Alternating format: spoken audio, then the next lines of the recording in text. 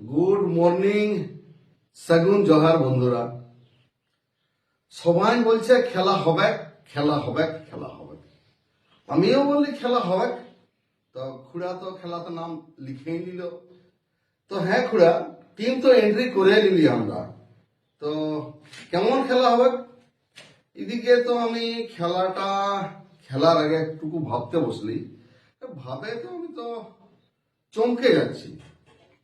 এদিকে আমাদের যে টিমটা আছে, এই টিমটার মধ্যে এদিকে দেখি আমাদের জার্সি নাই, আমাদের বুট নাই, আমাদের কোনো কি বলে আমাদের হচ্ছে কিছুই নাই।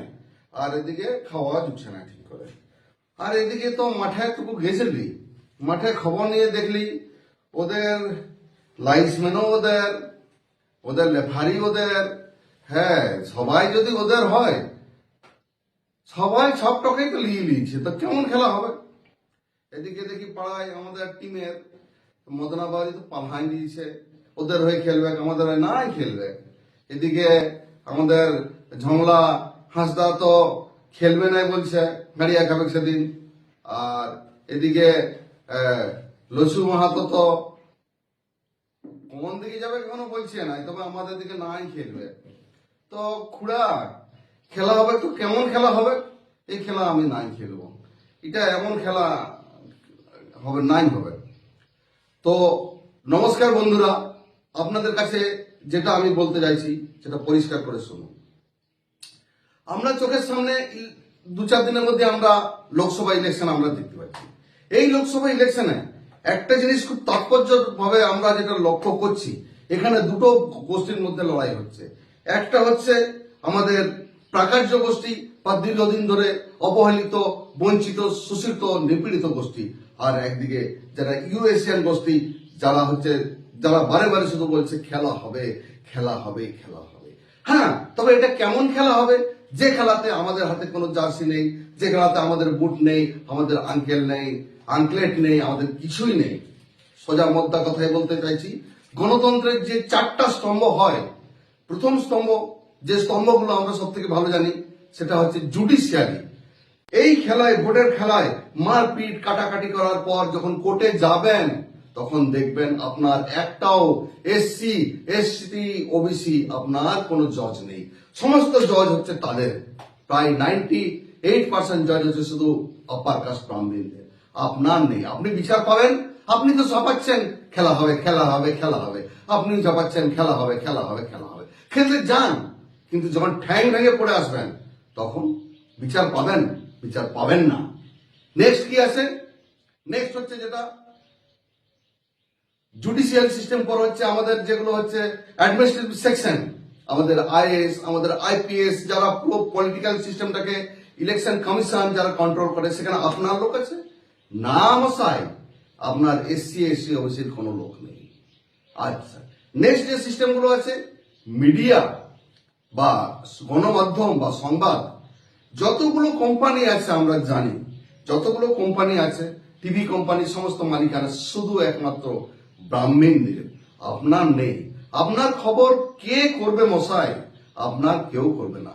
আর যদি বলেন লেজিসলেটিভ সিস্টেম, যেটা আমাদের এমপি এমএলএ, হ্যাঁ, এখানে আপনি বলতে পারেন অমুক হাঁসদা, ঝংলা হাঁসদা, মংলা টুডু তো এমএলএ আছে আপনার মশাই। এগুলোকে এমএলএ বলে না, এগুলোকে এলএমএলএ বলে। তা সেই এলএমএল এর কন্ট্রোলটা আপনার হাতে নেই। তাহলে এই যে গণতন্ত্রের যে স্তম্ভগুলো আপনার হাতে নেই, একই সাথে যদি সব থেকে বড় স্তম্ভের কথা আমরা বলি, সেটা হচ্ছে অর্থনীতি স্তম্ভ। আপনার টাকা আছে, হ্যাঁ, এখানে আমি যে কথাটা খুব সহজভাবে বলতে আসছি, সেটা হচ্ছে ইলেকট্রাল বন্ডিং সিস্টেম। আপনারা কম বেশি সবাই জানেন, এই যে লোকসভা নির্বাচন যে খেলা হবে, খেলা হবে করে ঝাপাচ্ছেন, আপনিও খেলতে চাইছেন, বুড়ো বয়সে আপনারা তো খেলার জন্য অনেকে নামও লিখে ফেলেছেন, কিন্তু কার সাথে খেলতে চাইছেন?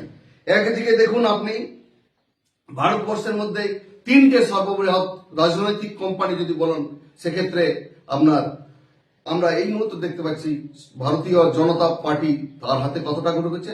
মোর দেন 6,000 কোটি টাকার উপর ইলেকট্রাল বন্ড। তো ইলেকট্রাল বন্ড এটা আবার কি জিনিস? আপনারা বলবেন ডাক্তার কৃষ্ণ আবার কোথা থেকে সব নতুন নতুন জিনিস আবিষ্কার করছে। ইলেকট্রাল বন্ড হচ্ছে ভেরি সিম্পল, একদম সোজা কথায় বলছি।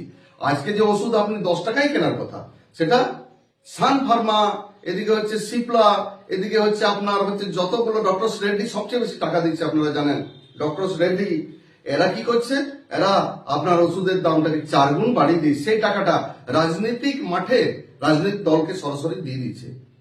এবং 2 নম্বর আছে আমাদের অবশ্যই পশ্চিমবঙ্গের তৃণমূল কংগ্রেস, এবং 3 নম্বর আছে জাতীয় কংগ্রেস। এই 3 জনের হাতে সমস্ত কোম্পানির সমস্ত মুনাফা এবং মুনাফাহীন সমস্ত টাকাই চলে গেছে, এদের পকেটে ঢুকে গেছে। আপনার হাতে কত টাকা আছে, আপনি কালকে খাবেন কি সেটা ঠিক নেই, আপনার ইলেকট্রাল বন্ড। তো আপনার কি মনে হয় যে খেলা হবে খেলা হবে খেলা হবে করে ঝাঁপিয়ে মাঠে নেমে পড়লাম? হ্যাঁ, খেলা আমরা হয়তো এই মুহূর্তে বন্ধ করতে পারবো না, খেলা হয়তো হবেই, তবে সেই খেলা হবে শুধু কচু কাটার খেলা। এই খেলা কোনো একতরফার আরেকটা পক্ষকে মারার খেলা, এই খেলা কোনো নিরপেক্ষ খেলা নয়। তো যাই হোক বন্ধুগণ, আপনারা জানেন, যদি আমি যেটা বারে বারে বলেছি, যদি আমরা আদিবাসী স্ট্যাটাসটা আজকে পেতাম আমরা ইউনাইটেড নেশনের কাছ থেকে, জেনিভা থেকে, তাহলে এই যে আমরা পিছিয়ে পড়া এত বৃহৎ, প্রায় ভারতবর্ষের 85% শতক জনগণ যারা আছে আমরা পিছিয়ে পড়া, আমরা এই খেলাটা অন্যভাবে খেলতে পারতাম। এখানে আমাদের এই খেলায় পুঁজিপতিরা আমাদের জমি দখল করেছে, সেখানে জন্য আমাদের ইউনাইটেড নেশন আসতো, অনেক কিছু হতো। তো যাই হোক, আপনারা যারা খেলতে চাইছেন এই অসম খেলা, কোনো আমি বাধা দেব না, আপনারা খেলুন। কিন্তু একটা জিনিস মাথায় রাখবেন যে আপনি যাদের নিয়ে মাঠে যাচ্ছেন, আজকে ঝংলা হাঁসদা, আজকে হচ্ছে আপনার আছে মংলা বাউরি, কি আপনার লসু মাহাতো, আপনি মাঠে হয়তো কতজনকে পাবেন সন্দেহ আছে। তারপর আপনার বুট নেই, আপনার পেটে খাবার ঠিক মতো জোটেনি। সোজা কথা, ইলেকট্রাল বন্ডে আপনি দেখান পিছিয়ে পড়া যতগুলো জাতিগোষ্ঠীর রাজনৈতিক দল আছে কিংবা নির্দল হয়ে দাঁড়াতে চাইছেন, আপনারা 1 টাকাও ইলেকট্রাল বন্ড পেয়েছেন না? মশাই, আপনাদের কেউ টাকা দেবে না। আপনার গণতন্ত্রের 4টা স্তম্ভ আপনার নয়, টাকা আপনার নয়, আপনি কেমন খেলা খেলতে চাইছেন? তো যাই হোক, এই খেলা সবাই বলছে খেলা হবে খেলা হবে, আমরাও খেলার জন্য মাঠে নেমেছি। আমি জানি এর আগের খেলাতে আমরা দেখেছি, পঞ্চায়েতের খেলা দেখলাম, আমরা বিধানসভার খেলা দেখলাম। তবে হ্যাঁ, সৌভাগ্যের একটা বিষয়, এই খেলাতে এই মুহূর্তে আমাদের যারা পিছিয়ে পড়া আদিবাসী ভাই বোনরা, বিশেষ করে এসটি সমাজ ভিতর থেকে খেলছে না। আপনারা জানেন, গত ভোটেও আপনারা পঞ্চায়েত এবং বিধানসভা দেখেছেন, কোনো এসটি কেউ মারা যায় না। কারণ হচ্ছে যেটুকু হোক ঝংলা টুডু মোংলা টুডু কি যাকেই বলুন, ওই ধামসানে টুকটাক সব পার্টির কাছ থেকে মদের বোতলটা কালেকশন করে নিয়ে ধামসায় বাজাবে, কিন্তু আপনার হয়ে খেলবে না। এটা আমি এর আগেও বলেছি। শুধু ওটা একমাত্র ওই যখন ব্রাহ্মণ সরকার ছিল, তারা ওই খেলা হবে করে খেলিয়েছে, যত রক্ত ঝরিয়েছে, তারপর থেকে আর আদিবাসী মরে না। এসসিদের যদি দেখি আমরা, এই গত পঞ্চায়েত ভোট, গত লোকসভা ভোটে আমরা তাদেরও মরার হারটা অনেক কম দেখেছি। খেলা হবে করে অতখানা ঝাঁপায় না, কারণ এরাও বুঝে গেছে এই খেলাটা শুধু এক তরফের খেলা, একজনকে মার্ডার করার খেলা। এই খেলা কোনো নিরপেক্ষ খেলা নয়। তাদের সংখ্যা কমেছে। এখন সবথেকে বেশি যারা মারা যাচ্ছে, হ্যাঁ, আমরা এই পিছিয়ে পড়া জাতিগোষ্ঠীর মধ্যে আমি আগেও বলেছি, যারা নিজেদের অতি চালাক ভাবে, সেটা হচ্ছে ওবিসি সম্প্রদায়। এবং গত পঞ্চায়েত ভোটেও দেখেছি আমরা, বিধানসভা ভোটেও দেখেছি আমরা, হয়তো লোকসভা ভোটেও ট্রেনটা অব্যাহত থাকবে। তারাই মারা যাচ্ছে, তারাই খেলছে। তো যাই হোক, যদি আমরা ভারতীয় গণতন্ত্রকে সত্যিই ভালোবাসি, সত্যিই যদি আমরা বিশ্বাস করে থাকি, তাহলে আমাদের জন্য বাবা সাহেব কি লিখে গেছেন, আমরা আদিবাসী লোকজনের জন্য যেটা লিখে গেছেন, পঞ্চম তফসিলে আমাদের এরকম ইলেকশনে লড়ার কথা কোনোভাবে লেখা নেই। আপনারা জানেন, অনেকেই হয়তো আপনারা পুনা চুক্তি পুনা প্যাক্টের আপনার ইতিহাস পড়েছেন। তো যাই হোক, পঞ্চম তফসিলতে কি শর্ত লেখা আছে? পঞ্চম তফসিলতে এটাই লেখা আছে যে আদিবাসী সমাজ গোষ্ঠীর মধ্যে কোনো ইলেকশন হয় না, বদলে কি আছে আমাদের সিলেকশন আছে। সিলেকশনটা কেমন আমি সহজ উদাহরণ দিয়ে বলছি। আমি যদি কোনো একটা আদিবাসী পাড়া হয়, আমার বাঁকুড়া জেলার সারেঙ্গার পাড়ার কথা বললাম, সেখানে আমার পাড়া থেকে আমরা আমাদের যিনি নির্বাচিত প্রতিনিধি, তাকে আমরা গ্রাম থেকে সিলেকশন করে পাঠাই।